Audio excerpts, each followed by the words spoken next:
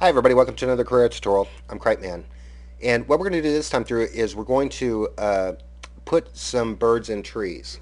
Now, this is in response to your Sunshine Girls post about it a couple months ago, and I just never could, honestly, Sunshine Girl, I'm a terrible modeler, and I wanted to at least put a decent bird in the tree, and I just had to look for one.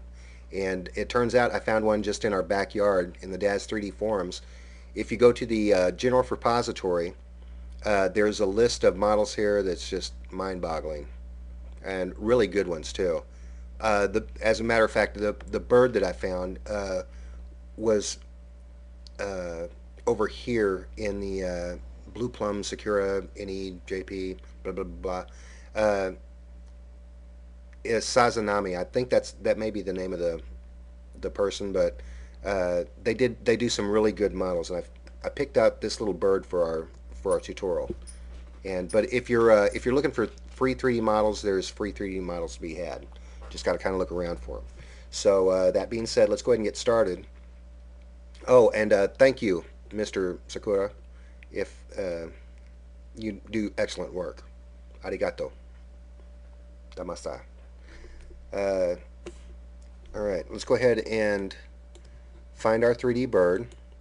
And if you're familiar with the runtime, go to content, runtime, and if you downloaded this bird, it's going to be in your props. Okay, and go all the way down to the bottom, and you'll find these little guys right here. There's one. You don't see a picture for this one, but it is a very cute little guy. Let's bring him in, zoom in on him, render, and there he is. Ain't he cute? And just so you know, this is a prop, so it's made up of three different things. That doesn't take away from the modeling. It just because it's not a Michael figure or something doesn't mean it's not a good model. You have to, if you want to play with it, you got to go into the morphs list, and you can play with the tail. Go to the body, drag the face up, kind of crank it to the right a little bit. See? A lot of character just in those small little morphs. So, yeah, whoever, if I couldn't translate the name of it, but they did really good work. The only thing, if you have any kind of problem with it, is going to be you're going to need to move the hot point a little bit. So let's go ahead and focus on this, and let's caps lock, push caps lock, and then grab the edge, and we're going to move that down to his feet. Okay, press caps lock again, and you're good to go. Now let's go ahead and bring a tree into the scene, or a plant, which is a tree, and we're going to make it 20 feet tall, so we don't have to shrink the bird. And while we're in here, let's go ahead and take the generations of leaves and just knock them down to 0. They're just going to get in the way. Now let me show you some things about the plant if you're playing with the plants. If you put a bird in this, he's going to get hurt. It looks like there's a lot of sticks and twigs and barbs and stuff that are just going to poke through your bird, and you don't want that. So let's go ahead and jump back in here and go over here to experts, and you start out at generation 2. Go ahead and make the width ratio nothing. Oh, nothing. And that just makes your branches disappear. See that?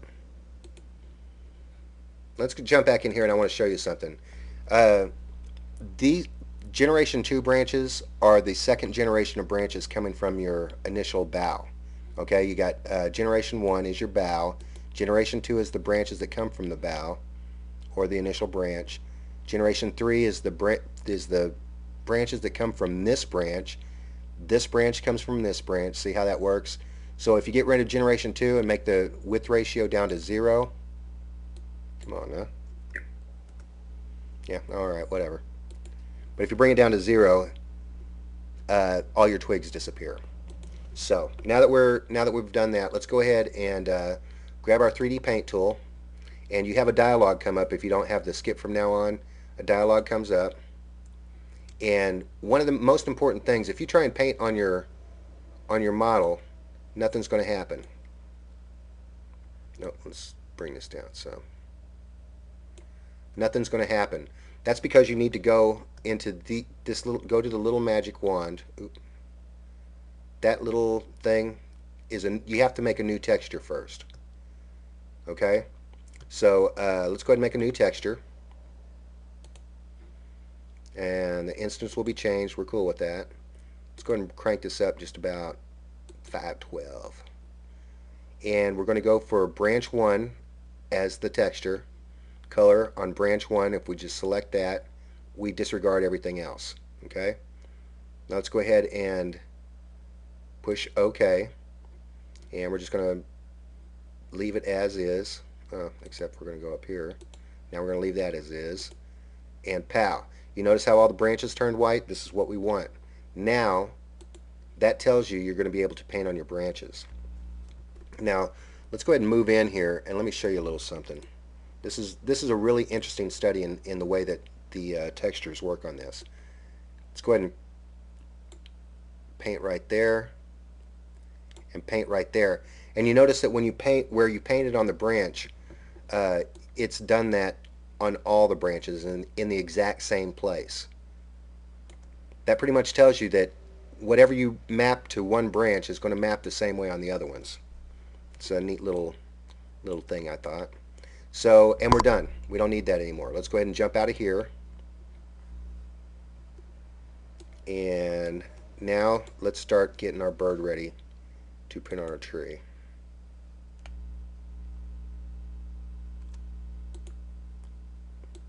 Move this guy over. And you know what? We are going to have to shrink him down just a little bit because we have real small branches. Okay? Now, we're good to go. All we need to do is put a surface replicator in here, and we're straight. Let's jump into the surface replicator. We're going to choose our source object. It's going to be the tree or the plant. And we're going to add our bird.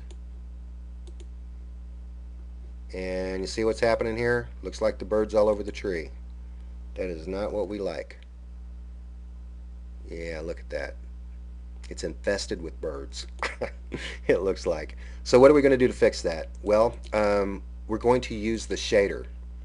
And the shader is going to be the texture map that we just made. So let's grab a multi-channel, go into color, texture map, go over here, and I think it's plant color. Yes. Kapow. And all our birds disappeared over here. You see that? Well, it looked like they did. Let's go ahead and shuffle and see what we got. Still got birds all over our tree. That is not good. Well, here's what we do to fix that. First of all, let's get the best distribution that we can, and let's edit the shader again. And where it says texture map, go into operators, push curve filter, and plow. You see how the curve filter is now the parent of the texture map. All we need to do now is take this from the bottom to the top, take this from the top to the bottom. Wow. Notice how all our birds disappeared over here on the right? Let's fix that. Shuffle, shuffle, shuffle. Oh, you know what? We don't need 100. Let's bring that down to 10. Shuffle. There we go. Now let's render. And we have just a few birds on the trees.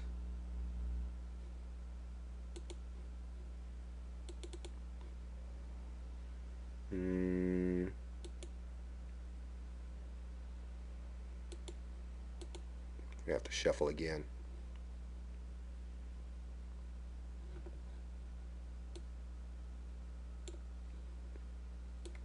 Let's do that. 20. Shuffle. And when you shuffle it, every time you shuffle it, it just kind of nudges Carrera into doing something. Let's see what we got here. There we go. You have to shuffle until you find a good bird on here. And there he is, sitting on the branch. Isn't that cool? Now, the downside is the you gotta keep tweaking it a little bit. Let's go ahead and jump into our plant again and put our leaves back on the trees. And I want to show you a little something that happens here. Go back to that, push that. Now render. Now our birds are all covered up with leaves again. Here's what you can do to fix that. Jump back into plant, go to leafless margins, and take the far left one and drag it up until you get almost to the top. That's just going to leave leaves as far toward the end of the branches as you can. See our little bird hiding in there? Let's get a little closer. And let's go ahead and crank this up just a smidge. Oh, can't click on that. See them in there now? See, now they're all in there. Now, the last thing that you can do is jump into your shader tray, and you have plant shader. Go ahead and just grab that, drop it back in here, and the mapping is still the same where the bird is. See that? And you're good to go. And that's how you put birds in trees. Now, again, Sunshine Girl, sorry I wasn't blowing you off. I just couldn't find a good bird to put in the trees, and now that I have one, it's a keeper. So thanks for asking about it. So anyway, that's it for this time. I'm cripeman, and I'll talk to you again later.